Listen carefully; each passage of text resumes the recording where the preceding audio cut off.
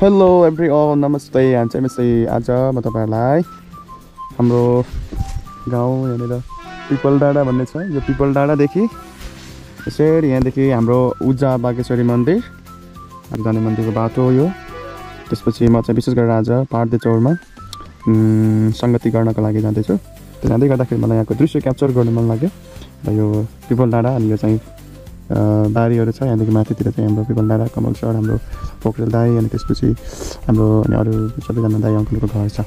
र यो चाहिँ हार्जाको गाउँ हुँदै यहाँदेखि उजा पार्दे चौर म तपाईँलाई देखाउन चाहन्छु। म आशा गर्छु तपाईँले हेरेर सहायता गर्नुहुनेछ।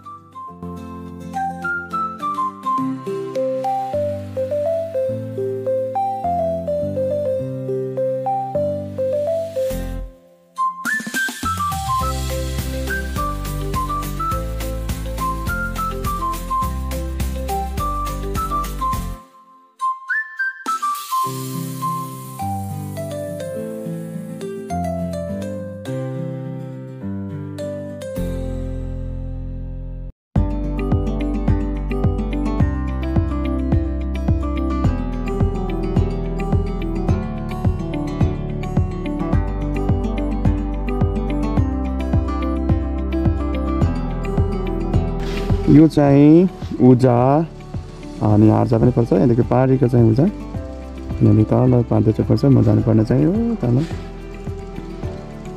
तल चाहिँ म जानुपर्ने चाहिँ यसरी चाहिँ जानुपर्ने हुन्छ।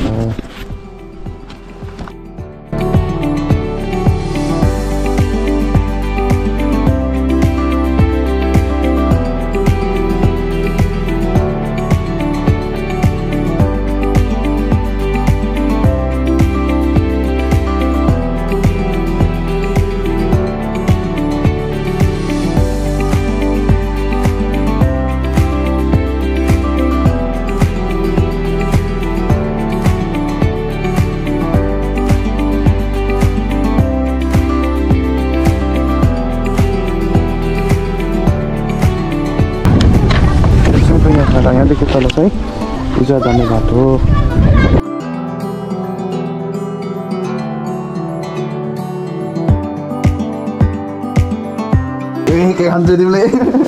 नमस्ते। यो चाहिँ उजा गाउँको दृश्य। यो उजा गाउँको खानेपानी ट्याङ्की अहिले त्यहाँबाट खानेपानी ट्याङ्की बन्दै रहेछ। यहाँदेखि माथि ट्र्याक्स खोलेर बाटोले जाँदो रहेछ। यहाँदेखि तल चाहिँ उजा मन्दिर जाने बाटो। अनि यहाँदेखि म जाने चाहिँ यतातिर पार्दे चौर। त्यहाँदेखि माथि चाहिँ हाम्रो दाइ भाइहरूको घर पर्ने गर्छ, जहाँ त्यहाँनिर खेलकुद ग्राउन्ड पनि माथि पर्ने गर्छ यता माथि। यसरी चाहिँ यो उजा मन्दिर यो तपाईँ यहाँ खडा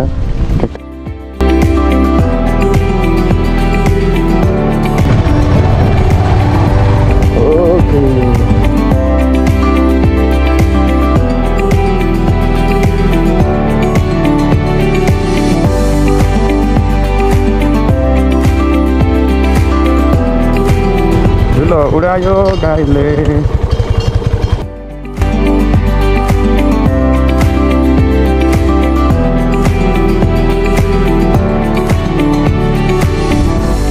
त्यहाँदेखि तल देखिने चाहिँ अरङ खोला पनि देखिँदो रहेछ। ठ्याक्कै बाँसले सक्दो रहेछ। त्यहाँदेखि देखिने दृश्य चाहिँ प्युठान। यो चाहिँ प्युठानको 12 बिसे कान्ते रुमा। त्यहाँदेखि देखिने दृश्य चाहिँ बस्छ। तल जयबाङ पनि देखिँदो रहेछ। जयबाङ होइन, यसको नाम चाहिँ बाङ भनेर बिर्सिहालेँ। त्यहाँको दृश्य तर देख्ने मान्छेले थाहा पाउनुहुन्छ। यहाँदेखि चाहिँ राम्रो दृश्य देख्न सकिन्छ। यो चाहिँ हामी यहाँको बाटो। यहाँ यस्तो एउटा बडो पिपलहरू छ। यहाँनिर पानी छ। सायद यहाँनिर उजाका बासिन्दाहरूले थाहा पाउनुहुन्छ यो कहाँ हो भन्ने।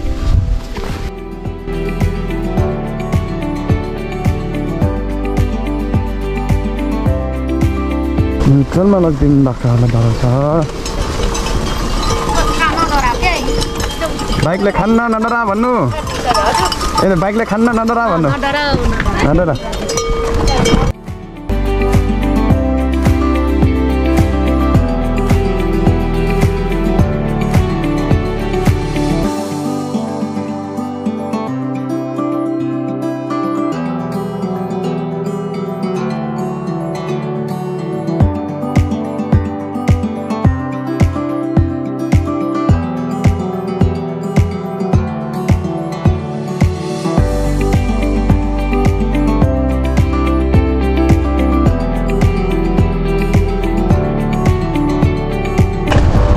यहाँदेखि उतातिर चाहिँ बन्न जाने बाटो राम्रो घुम्ने जस्तो ठाउँ पनि छ मलाई चाहिँ मनपर्छ र हामी चाहिँ अहिले तलबाट घुमेर जान चाहन्छौँ